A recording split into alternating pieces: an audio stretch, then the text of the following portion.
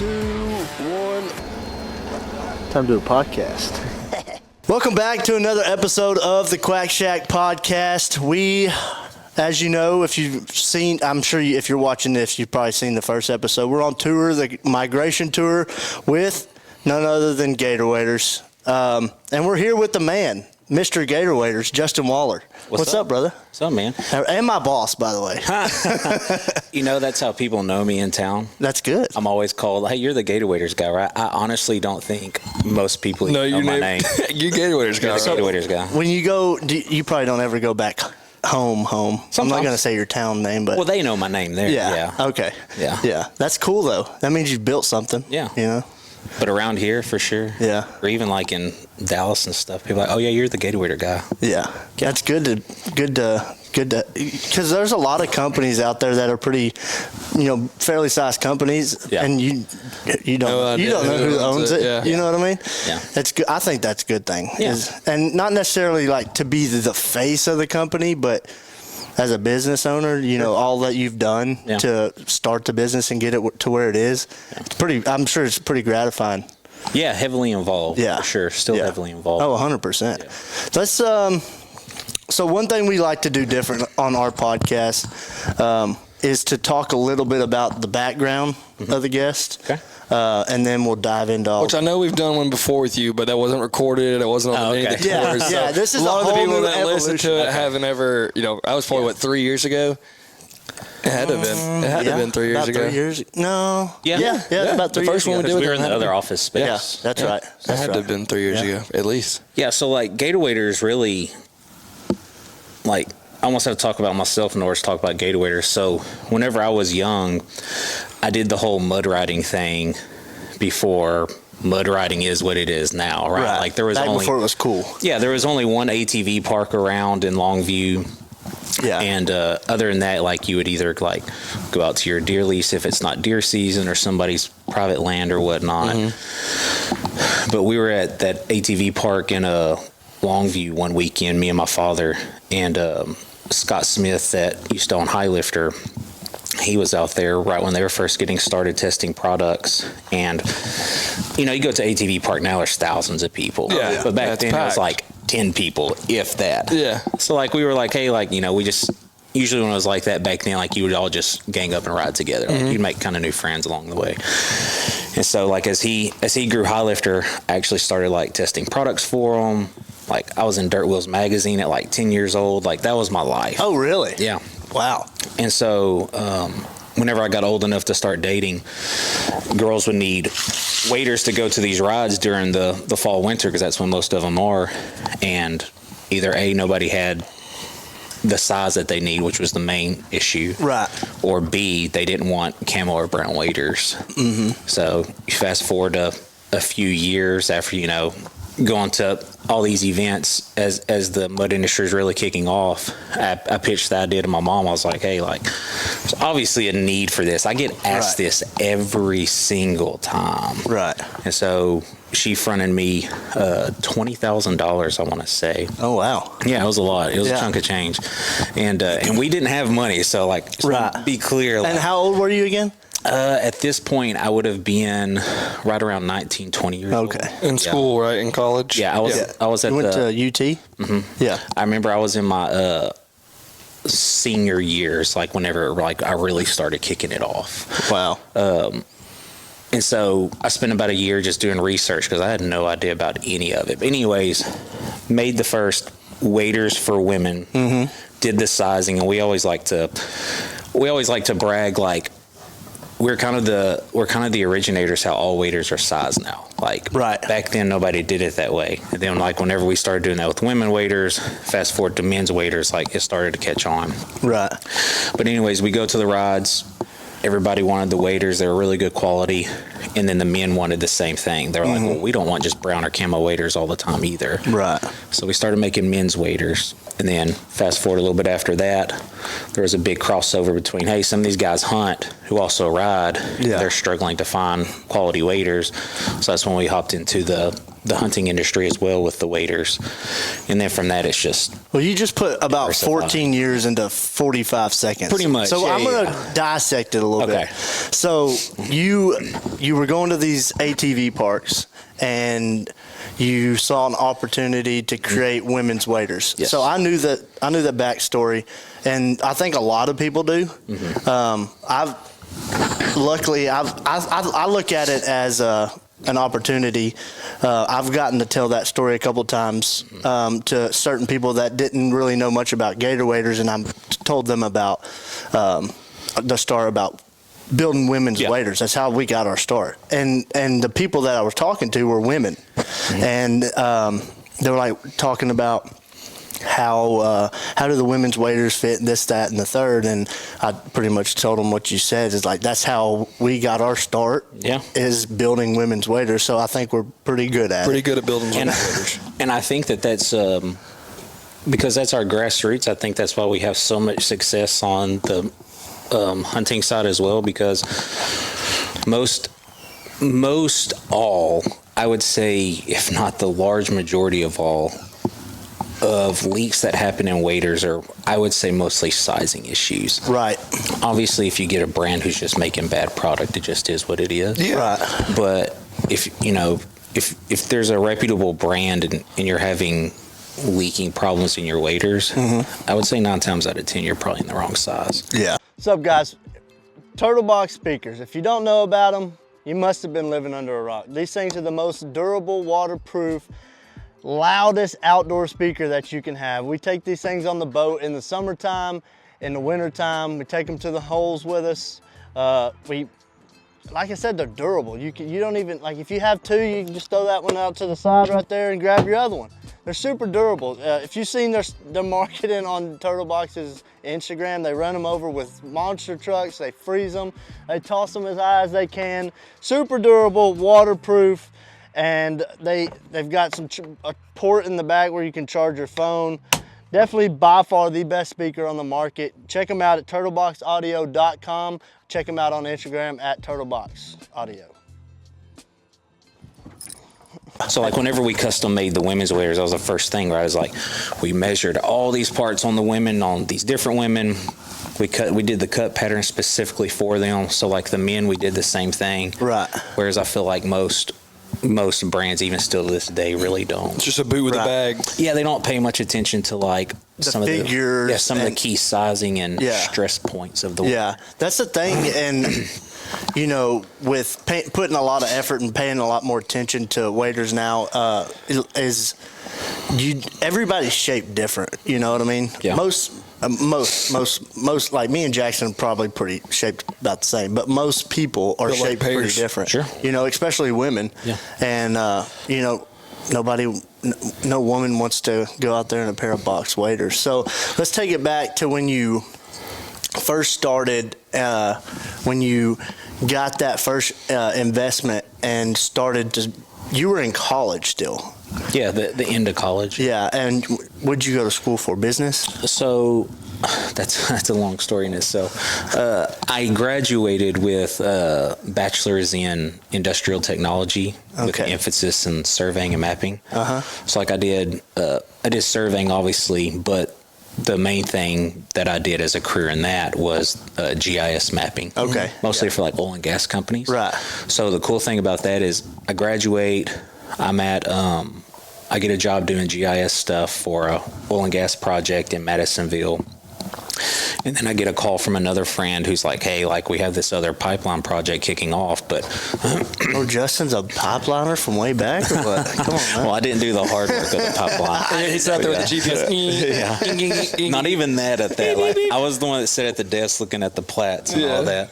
Making the CAD files. You were the one I was cussing, like, this pipe is not going right here. So he gave me they gave me a deal like I couldn't refuse. Like, back then I was like, this is awesome. Yeah. So that was in College Station, so it was relatively close. And there were some perks to being in College Station as a was awesome. I loved College Station. Sure. I was like, there were some perks to that for sure. Yeah. So we stayed. It wasn't the Holiday Inn Suites. But not You're not Nagy. No. Remember where you went now. No, yeah, G-Top. for sure. But so we get like a few months into that project, and that project gets like drug up. Like everybody has to go home. Was this around 2014?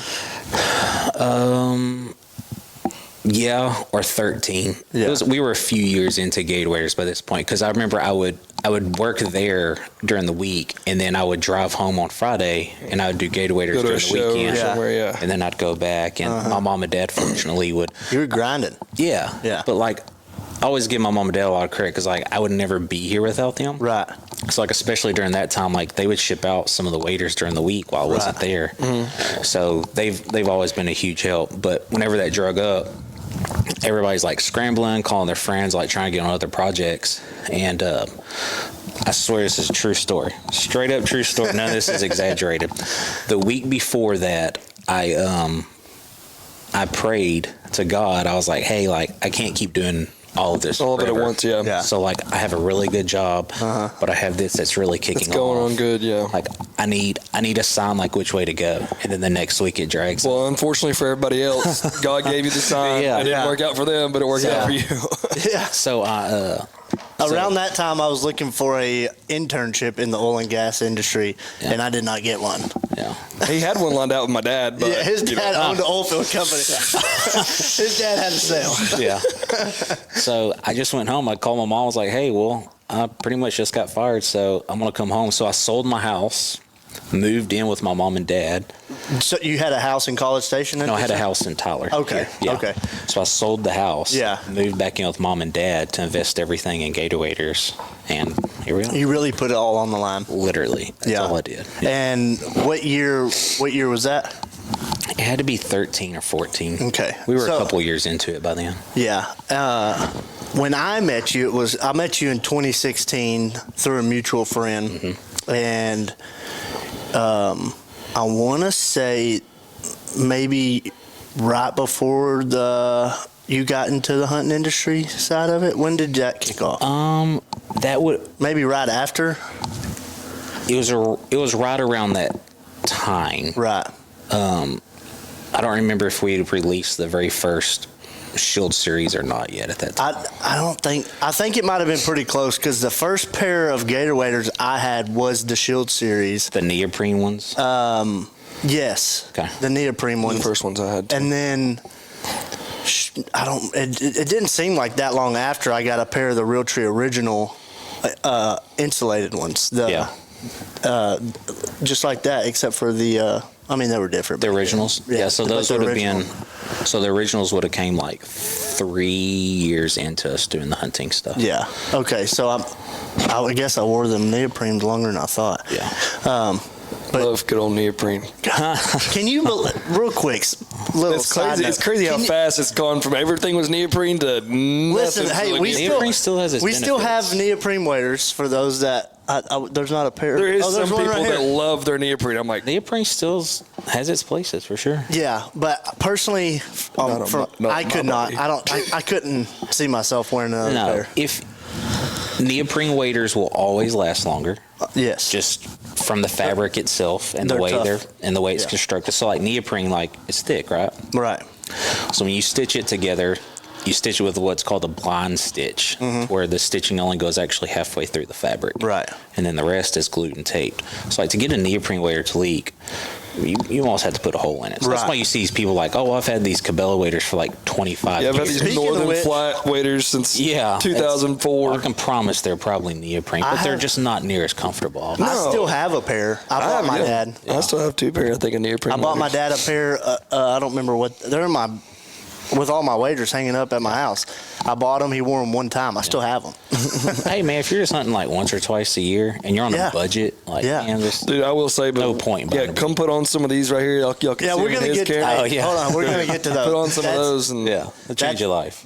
They really will. Yeah. They're pretty insane. Yeah, I changed So- 2 people's minds on other brands this weekend when they were in them. it's awesome. Yeah, So, you sell your house, you move back in with your parents, and you use all the money, all the equity from your house, and invest it into Gator Waders. All of it. Yeah. Oh, that's crazy, dude. All of it. Okay, so what's your first step when you do that? Buy more inventory, new products. Yeah, well, obviously, first is like pay mom back the money I owe her. Of course, yeah. Yeah, but after that, it's like, the very first those years, like when we were really starting to ramp up, like I self-funded everything. Right. So I didn't do like lines of credit or anything like that. Like, oh, wow. We self-funded all of it. Yeah. Yeah. What's up, guys? We're partnered up with Migra this year, shooting a 2-4 stack steel shot. You know, I use a 20 gauge quite a bit, so I'll be shooting this 20 gauge 2-4 stack, 1350 feet per second. If I miss, it's because of me, not the shell. This stuff is incredible. Jackson shoots his 12 a lot. So I'll throw a 12 in there every once in a while, especially we're on some big geese or whatnot. But stuff was definitely a go-to this year. Kind of made sense for us. We've been friends with these guys for quite some time now, and so we just made it happen. Highly suggest shooting this Migra. Definitely some great stuff. Can't wait to get in the field and use it again. It's been a couple years since we've gotten to use it, but we're here to stay. Check out Migra Ammunitions on Instagram, and check out their website. I just want to say real quick that this man owns Gator waders. Just him. Just me. And it's grown to what it is now. That's pretty impressive. It really is. Yeah, and with no debt. We have no debt. No debt. We don't owe the bank. We don't owe anybody. That's crazy. Yep. So you pay mom and dad back, and you start diving into more waders, more patterns. What was the first big step after you sold your house? The first big step, I mean, it was all just kind of... I mean, all of it's a big step, but... Yeah, like, I feel like business owners get asked that a lot. They're like, hey, like, what's the one point that everything just kind of tipped over?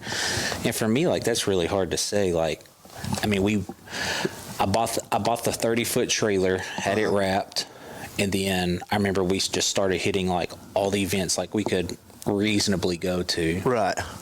And then I remember I ended up hiring Hope. And so I'm working at a mom and dad's house. Like, right. We didn't have an office. We had storage units. We put all the waders in, and then we'd run over there in the afternoon and bring them back and ship them. But I hired Hope, and she would like come to my mom and dad's house and work, like answer the social media messages and stuff. I can't think of like really like one big thing. Yeah. Even especially back then, even like today, it was just like the constant like, hey, like what can we do next? What can we do next? Okay, so maybe this is a better question. You already have waders out at that point. What's the next product that you release? The ball hoodie. The ball hoodie's been around. That's our oldest line product. It's an iconic jacket. That's our most sold outerwear piece, and it's our oldest product we have. That it honestly, and I'm not just saying this because I work here. I've been wearing Gator waders since 2016, and I tell this to everybody. That jacket is insane. Yeah, I it's love awesome. It is a great jacket. We've worn now, it. and as a public land hunter, when it's super cold, it's nice, but like getting to your spot, because you know the walks and shit that we gotta do, it get a little hot, but you take it off, cool down, put it back on. We were a couple years ago, actually.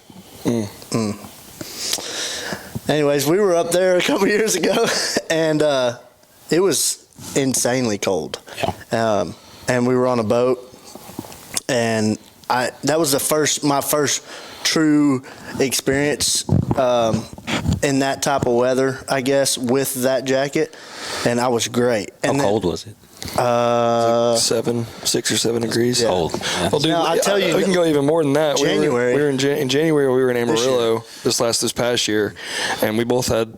I think we both had ball hoodie. I think, and it was like 2 degrees, and the wind chill was like negative 15 or 20. 60 mile It was an hour like winds. 60 mile an hour winds that morning. 80 mile an hour wind gusts. And I almost knock you just over. fine. I was a little cold, but I was The 6 hands. degrees yeah. outside. My hands and my face. We went and bought the next day because it was gonna be the same thing. We went and bought the electronic gloves. Yeah, I They're remember like that. actually getting those. Oh yeah. Those were sweet. I will say. Yeah,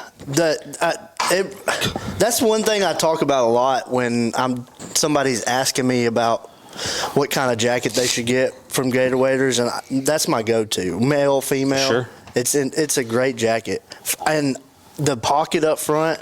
What was your initial idea for that? Because I see people using putting all kinds of stuff in it. Yeah, honestly, the initial idea was so that people riding ATVs had a place to put their drink. Yeah.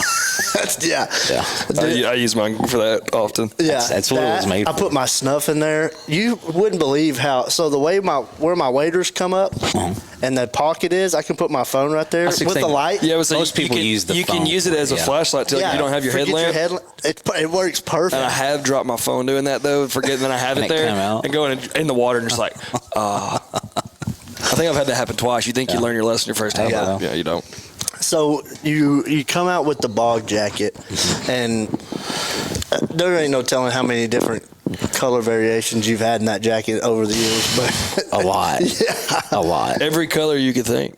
Literally. Animal prints. A lot. Whatever. Almost every camo pattern, every colorway. Yeah, it's a lot. Before we transition into something else, I'm going to ask some hard questions too, so be ready. Don't fire me though. What has been like a flop as far as a product is, like a product you've came out with, or maybe a concept or whatever, like your biggest flop in your business career? The biggest flop, it would have to be some sort of outerwear piece. Right. We've never made a footwear piece that we didn't just absolutely sell the crap out of. Well, the footwear is the best part of You're a sneakerhead, so you know shoes. Literally, I don't think we've ever made a footwear piece that didn't do good. But so it'd have to be some kind of jacket. Actually, the cruise vest would probably be one that is such a solid product, and it's like when people wear it, they love it, but it just didn't seem. I think the ball hoodie is what everybody really gravitates to that would purchase the cruise vest. So I think it kind of gets overshadowed sometimes. Right. And then whenever we first got into the hunting side, we launched like 6 jackets, and they didn't do very well. But the jackets were phenomenal. It's funny because like even 5 years after we launched those jackets, some people would like come up and be like, hey, do you have this? And we'd be like, where did you even get this? That's so old. But we had such a small team. It was just me and like 2 other people that we made more products than we could market. Right. And so we just didn't get to market them very well. Yeah. And it took us a couple of years to move through all those. Right. I remember coming up to the old warehouse, your first one down the road. That's when we had this. That's when y'all had. That's when I went up there and got my first pair of neoprene waders. Yeah, that's crazy, man. So you transitioned into the hunting industry. Explain that. Explain what was the motivation behind it, and so just the waders itself. Right. So, you're going to all these off-road events. They're like, man, we can't find good hunting waders for crap. And so, you get asked that. And so we launched those very first Shield Series neoprene waders. We made them for women too. So, I mean, that was a big one, especially back then, nobody made women's waders. Yeah. I mean, we were like... honestly, to this day, there's a couple. There's a couple. Yeah. And none of them are true form-fitting to women like Gator waders are. Yeah. And so that 100%. was the main thing was... We just got asked to make a quality waterfowl wader, and we did. So it's crazy. I go to all the events, and I see people that are wearing like our bogs with the Max 7 or the bogs with the Realtree timber or Bottomland or whatever. And a lot of the guys that are at these off-road parks are hunters. Yeah, there's a big crossover. Everyone I've ever gone to, I meet somebody that... It's interesting because there's the hardcore hunters typically are not the off-road riders, but a hardcore off-road rider can be a hunter. Right. It's one of those situations. Yeah, that's true. That is very true. Well, because if you're a hardcore hunter, you don't have much more money to spend on... Or time. Yeah. Really the money thing, probably. Yeah, definitely the money thing. Because $50,000 for a unit. Off-road riding's is expensive, and hunting, you're always spending money. Really one big initial investment. Yeah, but then you're where there's like... well, you got the maintenance. It depends on how bad you mess your stuff. The repairs. How dumb you get on it. Yeah. I guess, if you really think and like at the ATV parks, like you'll see you'll see these young guys, have a $100,000 dually lifted up, and I've seen them at River Run. I remember that one time, like it went so viral. Like he ran that white lifted dually off through it, oh yeah, and it totaled the truck. It was like a brand new F250 or F350 dually, and like it was like a King Rancher Platy too. It was a nice truck, and he just drove it straight into the pipeline. Oh man. So it can get expensive. Yeah. Depends on who you are, I suppose. That's how stupid you are. Yeah. That's what I was about to say. Depends how dumb you are. I know a lot of dumb friends that they spend a lot of money doing dumb stuff. So you're getting a lot of feedback of people wanting some good quality hunting waders. Explain the transition into that a little bit. And like obviously your first pair was a pair of neoprene camo waders. Yeah. Was it just as easy as just changing a pattern on it? Getting into it, or did you? No, we completely changed redid it. Mm-hmm. And so then, the sizing was the main thing. Yeah. The first. Then you're diving into licensing for camo. Mm-hmm. So we started with Real Tree. That's something you never really had to mess with, right? Ever. Yeah. Real Tree. So that was, I would say, if you want to pinpoint one thing, is whenever we and we had a patent on it. But it was Max 5 back then, but doing the Max 5 waders with the pink trim, dude. It was. I know a lot of girls that have those. Still see it. Still see it all the time. Actually, I remember me, my mom, my dad, and two friends, like even on Christmas Eve, like we would stay up till like midnight on Christmas Eve just shipping waders. Wow. Like that was definitely when we launched those, it was like, this is unbelievable. Yeah. Yeah. That's crazy. Yeah. That's funny you mentioned that, because I see it all the time still. Even before I was working here, now I see everything Gator wader related, but you still see it all the time. The pink, that's a great idea. I know. He's like, I'm just going to throw some pink on here and see how it does. Yeah, that's crazy. Okay. What's up, guys? VPC Lanyards, best lanyards in the industry. We've been with them I've been with them since 2017. We've been partnered with them since day one of the podcast. We've always used their products. They make a very good, one of the best, if not the best, lanyards. They also make duck totes, gun straps, you name it. Anything that can be made with a paracord, he makes it. He made me a kill switch for my boat, and that we use it all the time. This is the AA Game Changer. This has removable drop loops. So if you don't want to bring a call that day, you don't necessarily have to. If you want to add another call, you just add it. Super easy. By far, my favorite lanyard right here is this AA Game Changer. The one I had before was just as good, but this one is definitely, like this says, a game changer. So check them out at VPC Lanyards on Instagram or Facebook. Tell them the Quack Shack sent you. Get you a new lanyard. Okay, so explain the one thing. I'm working here for you. I've been in the hunting industry a little. I've had my foot in it since I met you, I guess, years ago. But I've started really diving in, like asking the people at the office questions, like about the back end stuff. Like I really just want to know more about it. Explain your transition from neoprene into the insulated waders. Yeah, so that for the hunting side was obviously a big Huge step too. Yeah. Very similar to the pink on the Max 5. Right.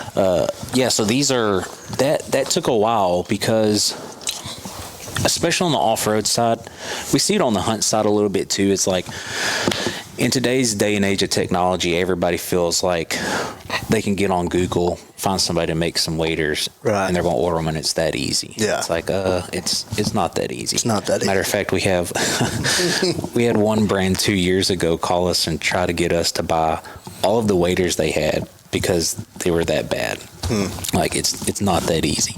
But the sizing is the main thing, especially like the inseam and all of that, because this material doesn't stretch. Right. Where neoprene has a lot of there's a little give to it, yeah. So the sizing is just so completely different on these versus neoprene, and that took us a while to get. I bet that was the main issue. Yeah, looking at them now, I could only imagine like seeing the material back how long ago was that? 6 years ago? Maybe not even that long ago. For the breathables? Yeah. I don't know. The photo you sent me. Yeah. Oh, yeah. Probably about 7 years ago. 7 years ago, yeah. That's about right. Seeing that material, looking back, I bet 7 years ago you were like, how is that stuff even waterproof? Like, I feel like most people grab it, and because it's so thin, yeah, and neoprene's so thick, if you're not familiar with waders, most people's gut reaction is, and like these aren't going to be near as strong. I'm gonna put a hole in these, but these are way stronger than neoprene waders. The shield waders have one of the best reps in the industry. For sure. Every wader I've ever worn, insane.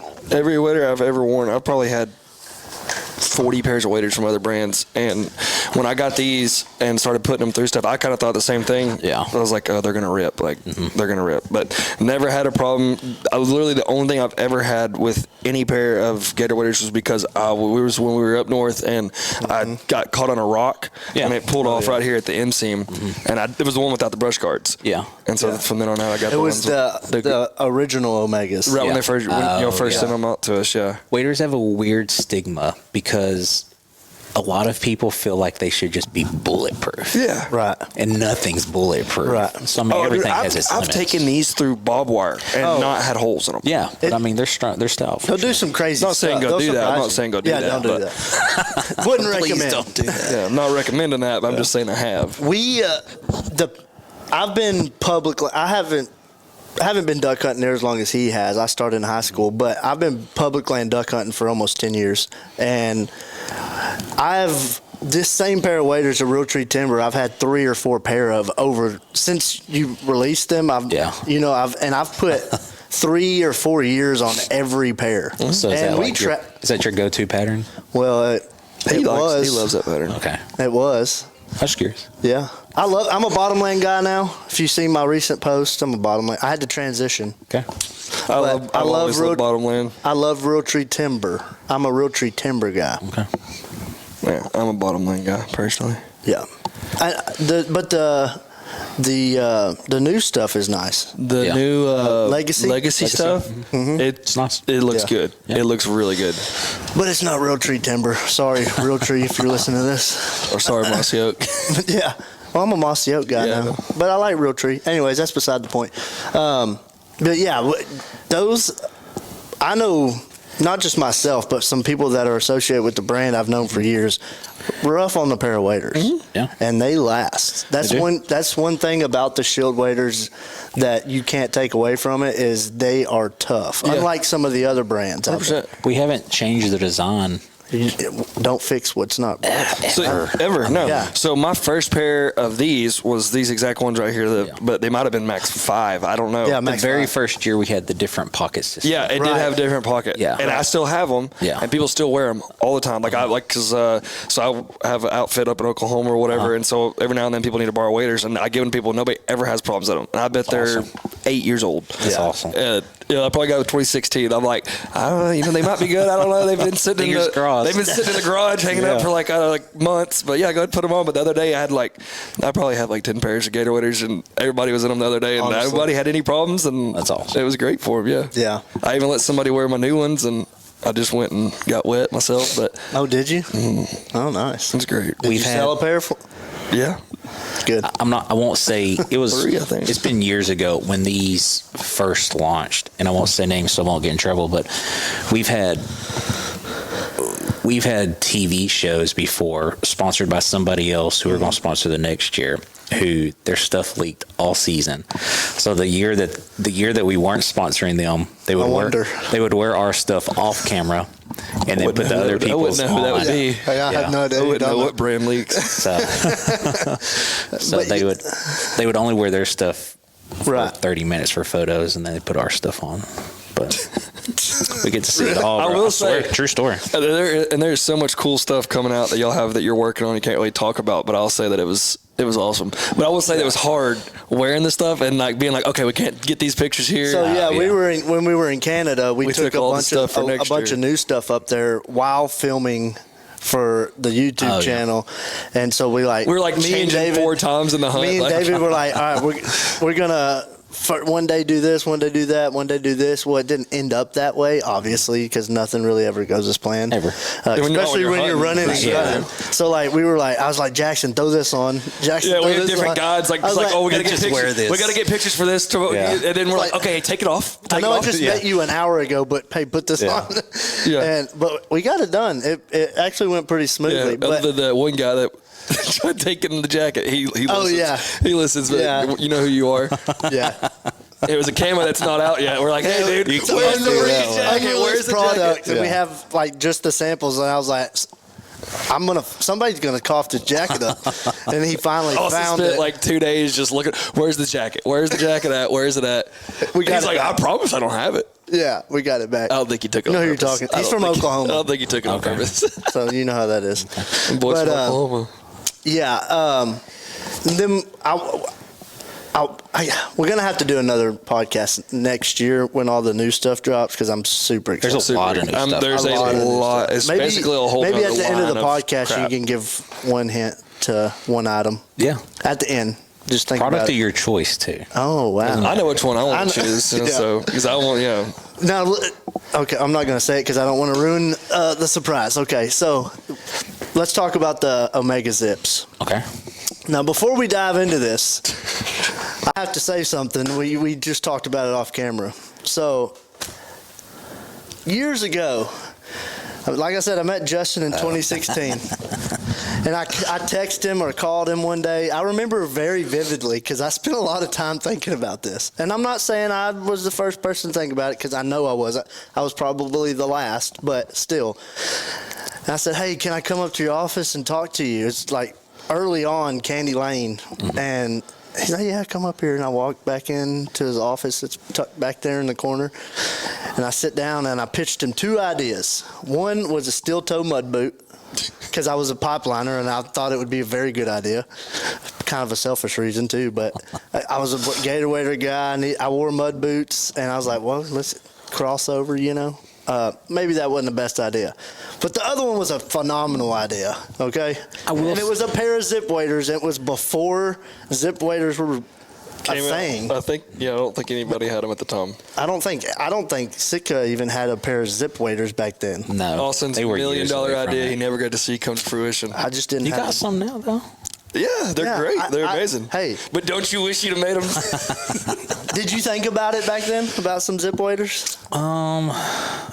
This was prior to the off-road ones. We probably thought about it, and then we're blowing up so much with these. It was one of those like. So I remember very vividly. I remember this conversation.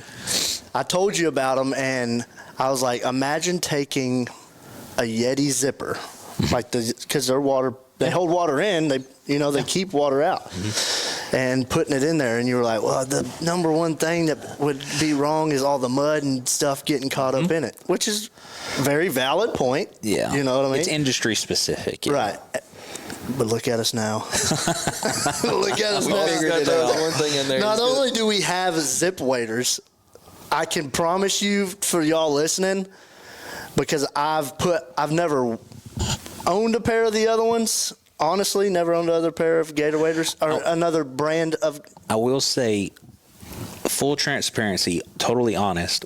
Chasing migration. Are you traveling all over the country or an outfitter that uses a trailer day in and day out to pack your gear, your decoys, whatever it is? Chasing Migration makes the best attachments to go in trailers. They also build some of the best built trailers on the market. You can choose from wader hangers to gas can holders to bag holders to gun racks. They've got a variety of products that you can put in your trailer to make your job even easier. If you're looking to get a trailer built, check out Chasing Migration.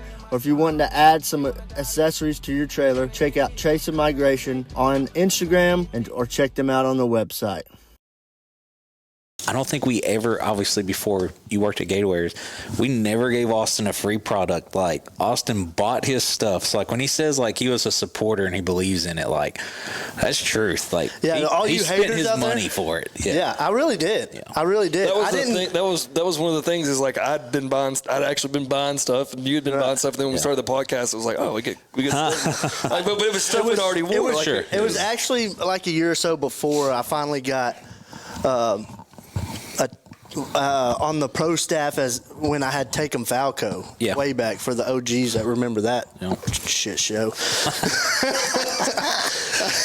It was great. You still have hats to this day. I still do have some. And then we started the podcast, obviously, but I've been doing it for a long time. I pitched him this idea of throwing a zipper in a pair of waders, and it was a great idea. I'm glad you capitalized. You're just ahead of your time, man. I know. I need another one of those ideas now. Trust me, I think all the time. Also, don't call me like, "Do you think this would be a good idea?" I'm like, I bet I use the Notes app in my phone more than more than the common person. Honestly, I usually just text myself. Yeah. Well, I started doing that, and then it gets way down there. So I guarantee you, I have about 20 full swipes of notes on my phone right now, and probably half of them are terrible ideas. Probably more than half. But you just need the one, though. I know it. There's one golden nugget hanging in there somewhere. I promise you, the podcast was in my notes at one point. There you go. So let's talk about them. What I was saying is, I've never owned another pair of another company's waders. But I have friends that have, and I've worn them just to see how they feel. And honestly, the boots, the zip waders is badass. Obviously, that's the new thing, and they're very comfortable. But the boots are what sell that wader. Most 100%. I'd say 90% of the people who work here, it's like, if you ask someone their favorite product, it's like the Omega boot. Well, because the boots on those are different than the boots that are on. Well, they're like the other they're waders. for sure. Yeah. So, and you got that idea from the Omega boot that's right behind you. Yeah. Which is a very comfortable. I never had a pair of those. I had the ones before that. There were the Everglades. Yeah, I still have them. They're in my truck. Yeah, David elk hunted in those. Oh, really? Really? Wow. They've been. I will say this one thing about Gator waders is like, test the product. We've put it all through the ringer. Yeah. Like David legitimately elk hunted in those. Yes. So. That's a lot of walking. Yeah. That's insane. I turkey hunted in our camp shoes. Not a very good idea.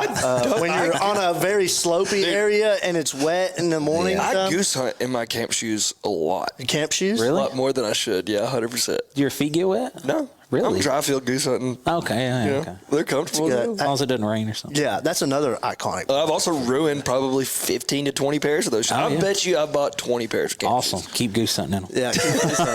So, tell us the idea behind the Omega waders, because they are very incredible.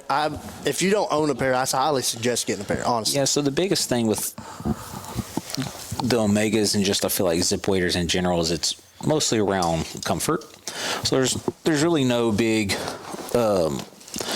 saying, oh, these are going to withstand 10 times more than these. These are more so just the comfort of it. Yeah. The boots are more comfortable. The zip makes them easier getting out of. The strap system's a little bit more comfortable. Right. So those waders are just more built around the comfort aspect. Right. And they don't have the insulated lining. So I love that because you can just layer up however you need. Mm-hmm. Right. Especially down here in Texas. Early season, it's just like, I don't want nothing. I just want to be in shorts. And then January comes and you're just like, okay, I need some clothes. Right. Yeah. So last year, I was here picking up a jacket for my wife in October last year, and David showed me the waders and gave me a pair to test, and I wore them. Let's see. I wore them all of October, a couple times when we were doing the High Plains mallard season out west, and then I wore them all season. Well, obviously, it's not very cold here in November. No. And we traveled all over the country last year, literally, and we're in some pretty harsh weather. And so I hunted in them probably, 65, 70 degrees in Texas, and then all the way up to, what was it, -7? Yeah, I hunted in them in 98 degrees until season. Yeah. So that was fun. I was so glad I had them and not these insulated. I would have just died. Oh, man. Yeah. 98 It degrees. was 98 degrees. We beat the crap out the teal, though. It was an afternoon hunt. 120 Killed plus 126 teal. That's incredible. Yeah, it was rough. I imagine. It was about a 15-minute hunt, but it felt like 4 hours. I imagine. We were in mud up to it was awful. It was terrible. But the hunting was good. It was great. Yeah. It was not worth it at all. We spent more time picking up the birds than we did killing the birds. Yeah. I definitely feel like there's hunting categories, teal being one of them. You can weed out who is like, I'm a diehard hunter, and who's not. Oh, yeah. Like, Easily. do you teal hunt in East Texas? Yes. Yeah. You love to hunt. You love to hunt.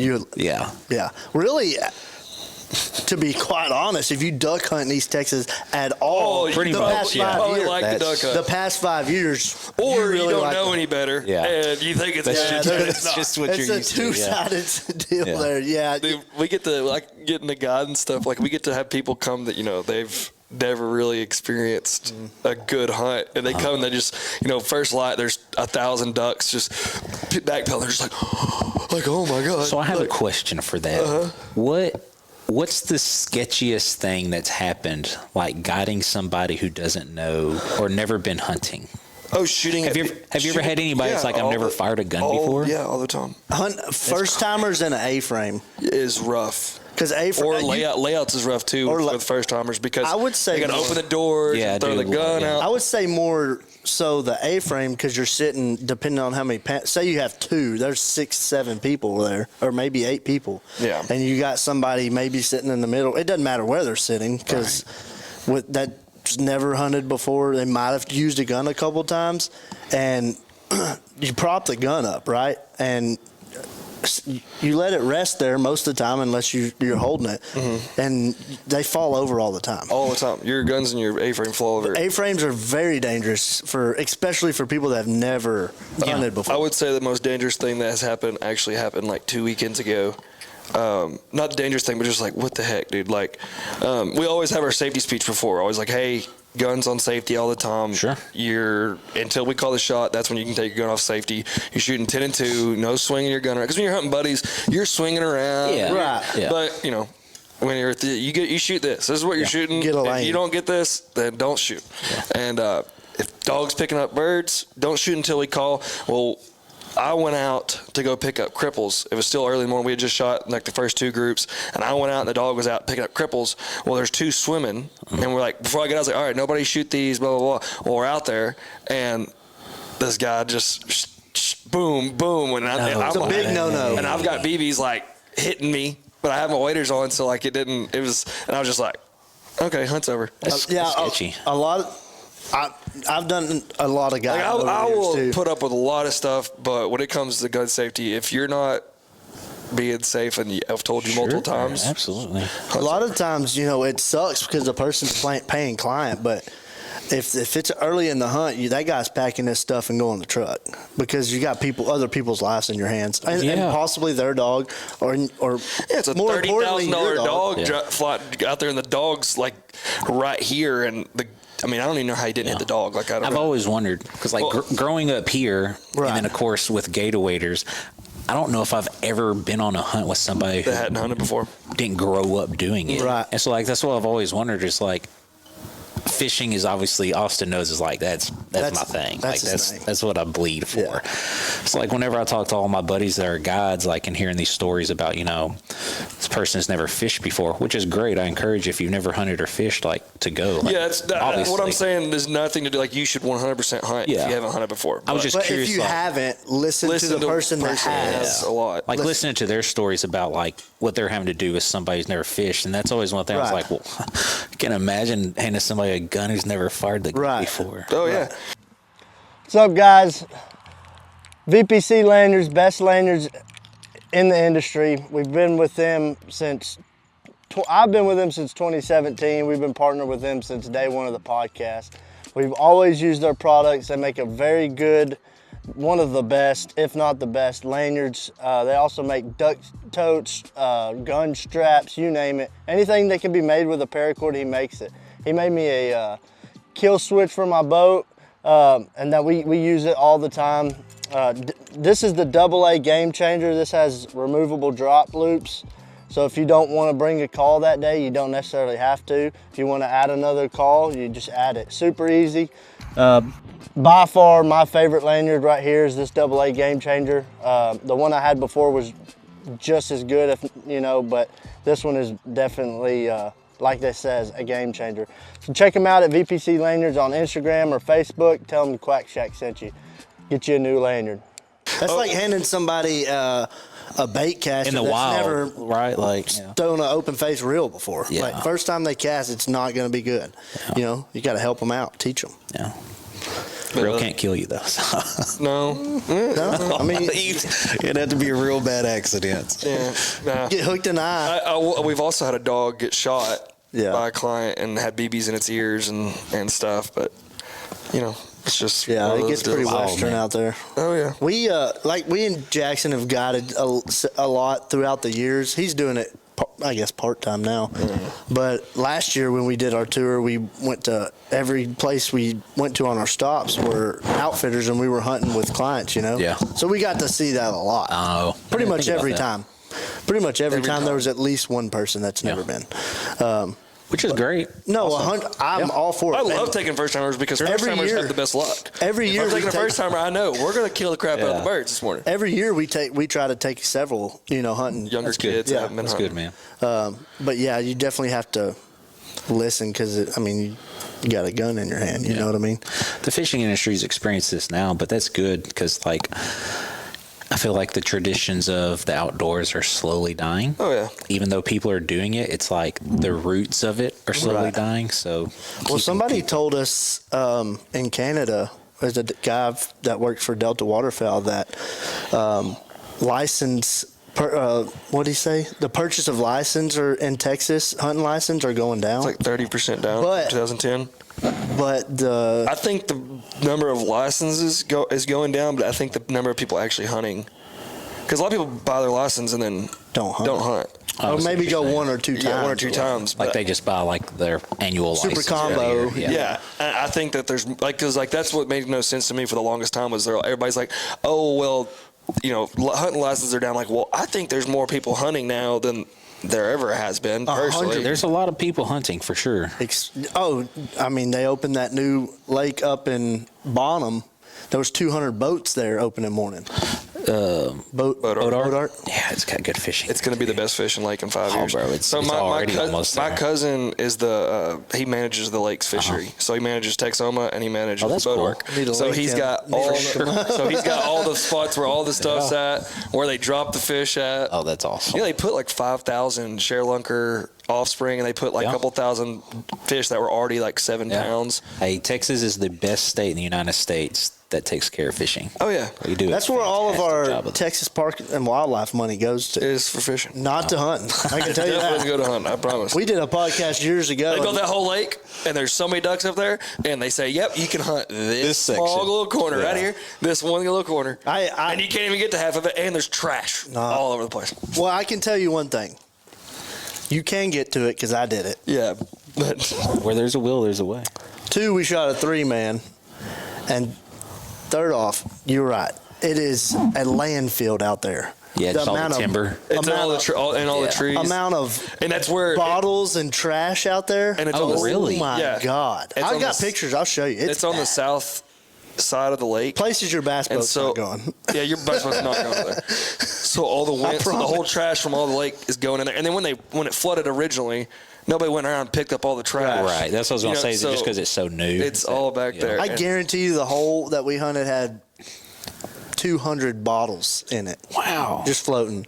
And I'm not kidding. I'm not being exaggerating. Maybe more. Yeah. It was bad. But we Interesting. killed the hell out of them, though. Yeah, it's got good fish too. Oh yeah, it does.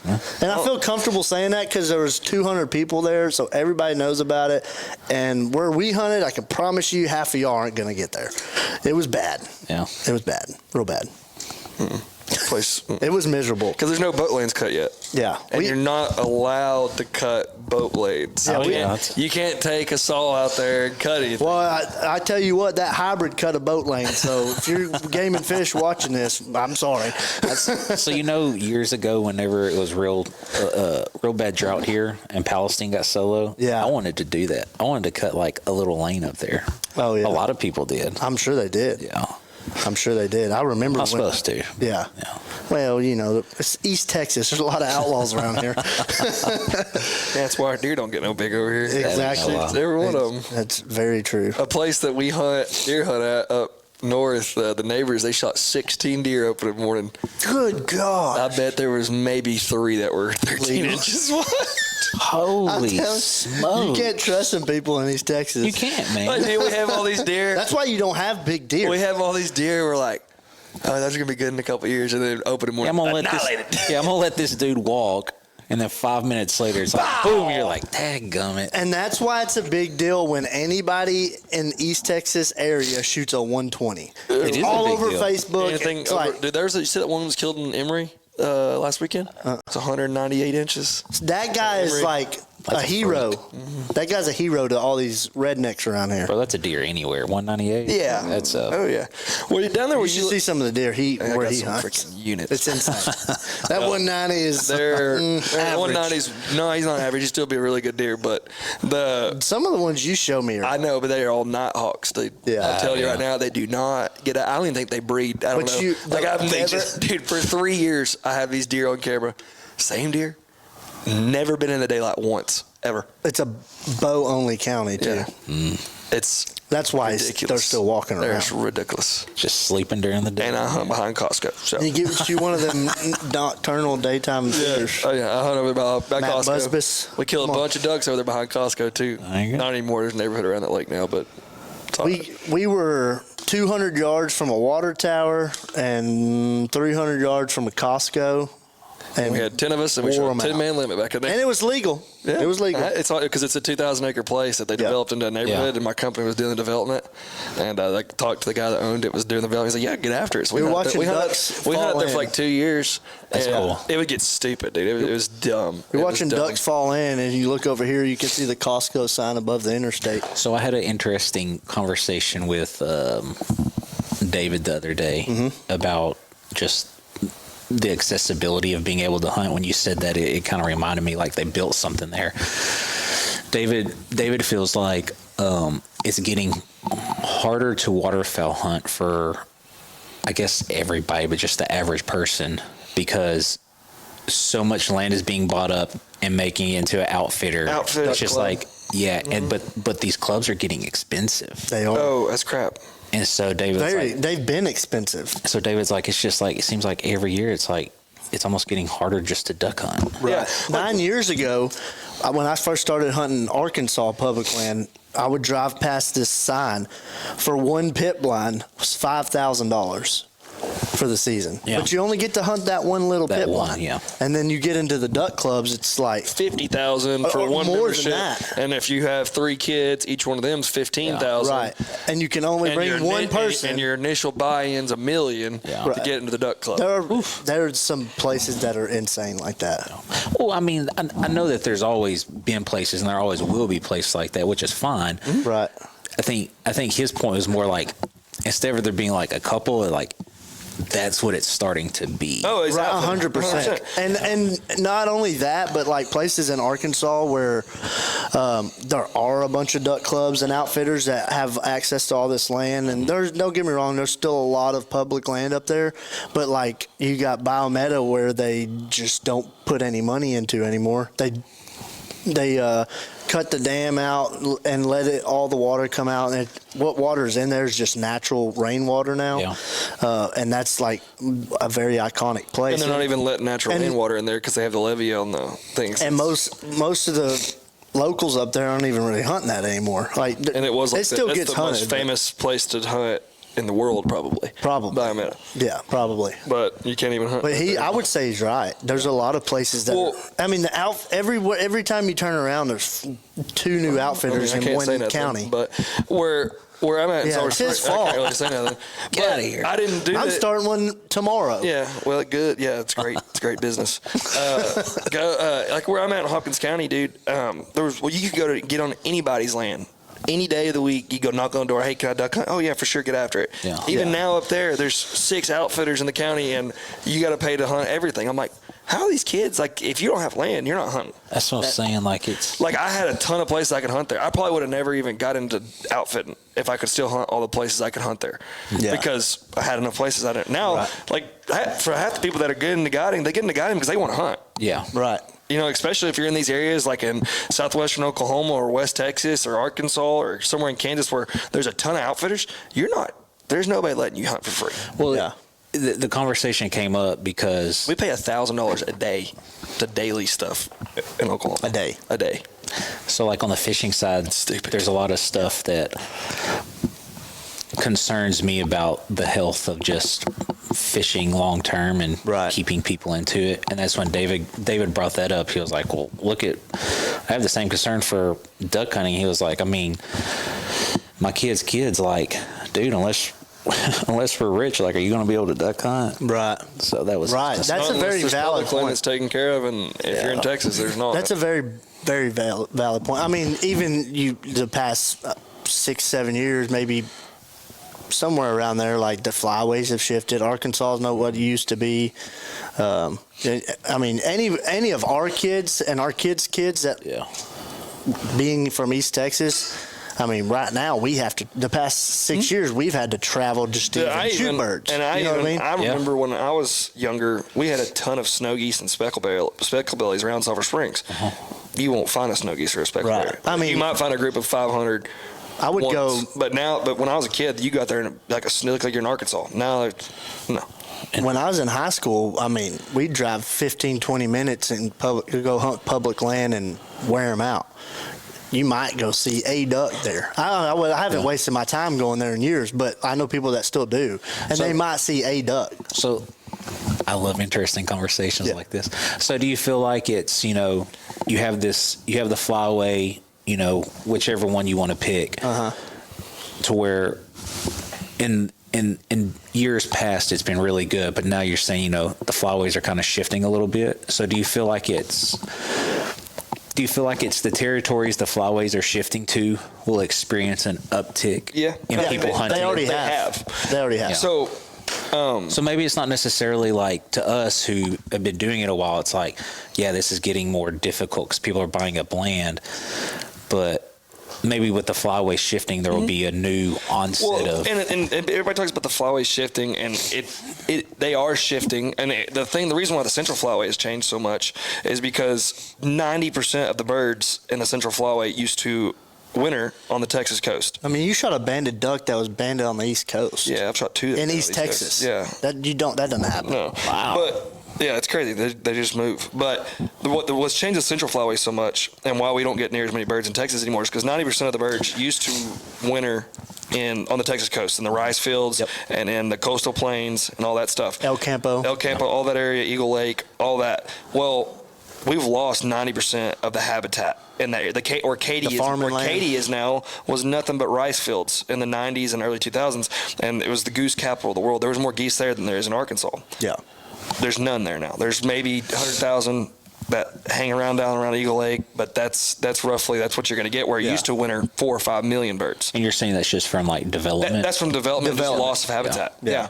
And then like you see West Texas and Western Oklahoma. There's all these people, all these birds now. Their birds have always been there, but they're not like they are now. They are like they are now because they have better access to the aqueducts and the aquifer, so they're able to pump water out. And so instead of growing cotton, people are growing corn and growing milo and growing peanuts and growing stuff like that. And so birds are always going to shift to where the food is. They got to live. Yeah. And then also it doesn't help that it's been warm.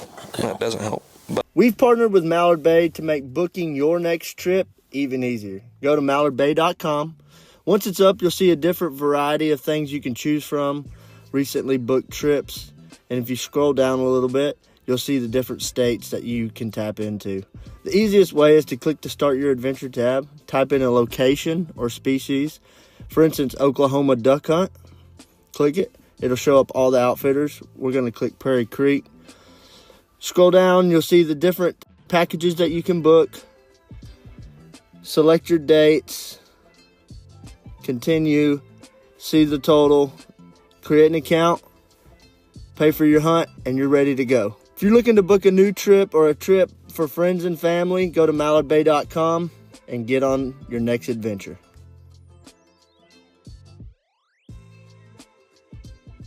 But I think the shifting is 100% the change of agriculture practice. I mean, And I loss think of it's a habitat. little bit of everything. Loss of habitat, flyaway shifting. I think there's a ton more people hunting right now. And ice eaters changed a lot too. Oh, yeah. I don't think we've Ever reached the since peak COVID, of waterfowl. outdoor You know what I mean? stupid. Like growing up, deer hunting was the thing. Everybody did it. But duck hunting's a cool thing to do now. Duck hunting's a cool thing. That's why it's so expensive nowadays. No, And fishing, I feel like fishing had that Probably 10, 12 years ago. fishing was I the cool think, thing to do. everybody wanted a bass fish. I just hope it stays that way. Like Captain Ron. I know you're probably watching this one, Captain Ron. Dude, how can you not love that guy? I just hope it stays that way to where, like I said, I'm not talking about in 5 years, but it just seems like it's a conversation nobody has that, well, what does this look like in 20 years? Like, Right. I still want it to be accessible to Well, people who I think we'll be all right. You know, Duck What they're- Dynasty's about to start a new duck hunting show, which is going to create more duck hunters, which is fine. Well, But back to David's whole point I don't about know. the outfitting thing. You know, there's being new outfitters everywhere. New this.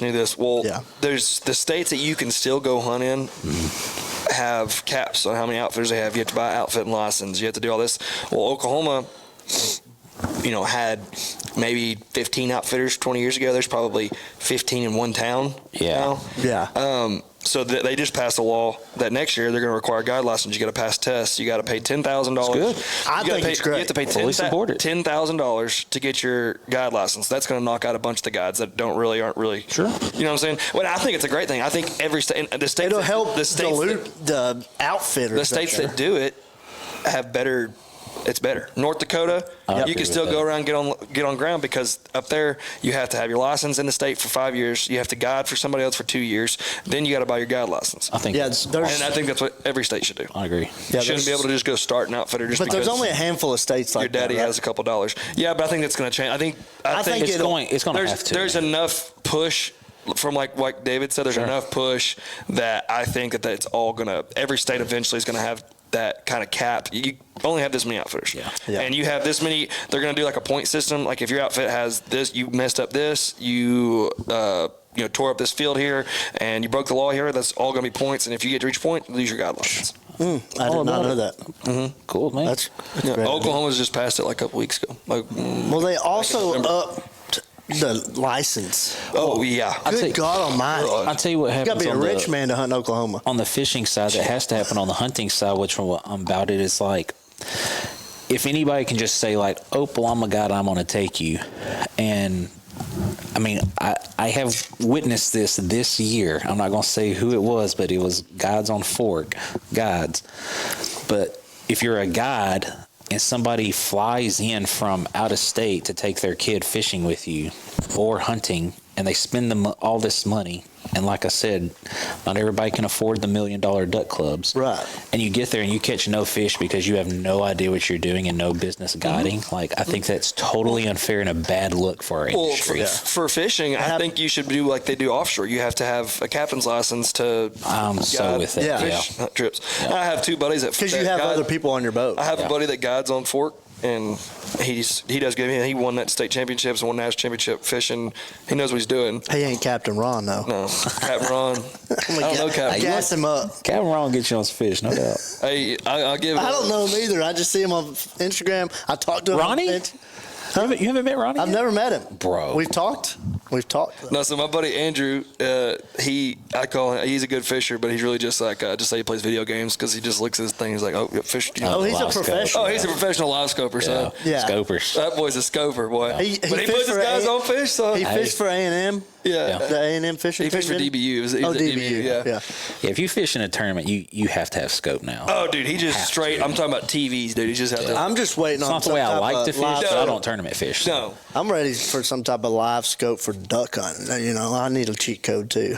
It's so easy to bass The fish. cheat code for duck hunting is So called easy to bass fish. drones. No, I feel like it's hard these days, dude. Man. Now, if you got a live scope, dude, You still have to catch them. it tells you what you can literally. Oh, it's moving this way. Just move my lure over this way a little bit. I hear you, but it is still you still have to catch them.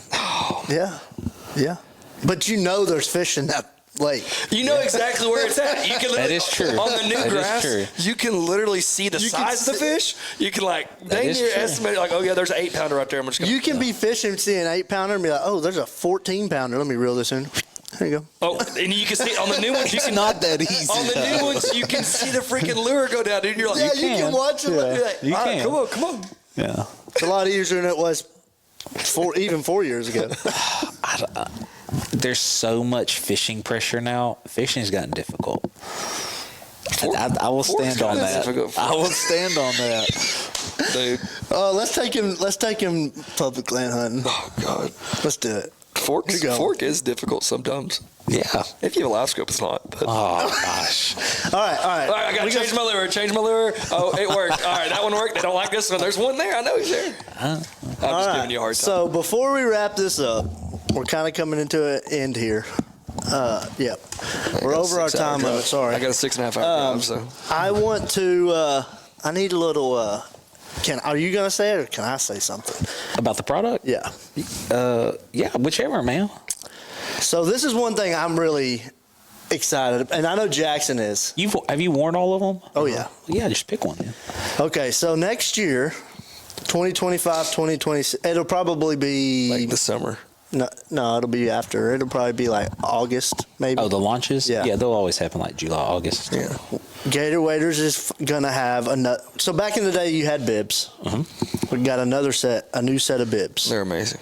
Oh, so and they're awesome. We wore them in Canada. I don't think you can see them in the videos. I hope not, but It's waders without boots. So Yeah. if we do this well, we'll do that well. so what I was gonna say is They're flipping our. we hunted a lot of picture. fields last year, and I just cut a pair of old waders boots off. They worked great. And then when I came to work here, I was like, "Hey, we need some bibs." I need the bibs And they're like, bad. "Oh, we're working on it." I need the bibs in a bad And then I way. saw them, and I was like, "Okay, great." I'm very excited about the bibs. Good. For one, because I need them. Two, because it's going to help me with my job.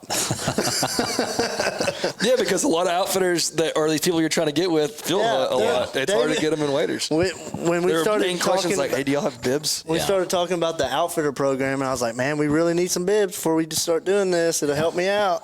Now we got them. We got them. We got 'em. So be ready for that. They're pretty nice. Yeah. There's a lot of nice stuff coming out. Oh, a whole lot of I have a nice. lot of stuff to pair with it. So. Yeah, a lot of stuff to pair with. It blew those, me a away lot when of they stuff- brought. He's like, "I'm bringing some new stuff." I was like, "Oh my god, it's like a whole new company." Trailer full of stuff. Yeah. It's awesome. It's awesome. But thank you for coming on. Yeah, thank you for having me, man. I know you're busy, man. Especially this time of year. Not that busy. This time of year we are. No, dude. No, we are. Well, yeah. We're busy. Yeah. No, but yeah, thanks for coming on, and I don't know what else to say. Thanks for, I guess, employing me. You know. See you Monday, I guess. We don't work Fridays. So. I have PTO for Monday and Tuesday. So Do you really? yeah, I'm going. Are you going hunting? I'm going to Vegas. You're going to Vegas? NFR. Well, my brother's Oh, okay. roping. That's cool. So I'm gonna go. I won't see you Monday, Okay. but I'll see you Thursday. I thought they were going to move that to like Florida. They moved it to Fort Worth. They moved it to Fort Worth for a year. To Cowboy Stadium. Yeah. I could have sworn they were going to move it. It's been a couple years ago. Well, during obviously. COVID or something is when it happened. Yeah, because Texas. and they said moved it. Everybody can do anything. Yeah, it was Come here if you wanna awesome. do It was something. awesome. World I think Series they here. should have Everything it, here. but Yeah. Maybe when Mark Cuban builds his Vegas in Dallas, that we'll start having. Something. Yeah, it should never not be in Vegas. It was cool being in Fort Worth, but it should never not be in Vegas. I guess That's, 100%. It's kind of Cowboy a thing. Christmas, like dude, it's a thing. So, thank you for coming on again. If you haven't seen a pair of Gator Waders in person, I'd highly suggest getting a pair. I'd suggest any of them, but the Omegas are amazing. The best pair of zip waders on the market. For anybody listening, the best pair on the market. Ain't that right, Justin? That's right. Go check them out at gatorwaders.com. Check them out on Instagram at gatorwaders, gatorwaders_outdoors. And we still have some sales going on right now. But not by the time this is out. But No use sales. code QuackShack10 at checkout. How about that? There you go. Yeah. Thank you. 10% off. 10% off. Yeah.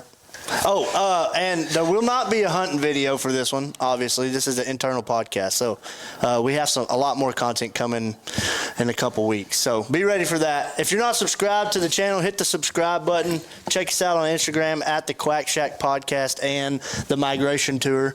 We're traveling around hitting some people that are some influencers, some outfitters, and some brand partners that are associated with the brand. We got a lot of cool content we're going to get this season, so make sure to subscribe. I can't say that enough. Subscribe. Hit the button. Hit the button. Look at him. You know the deal.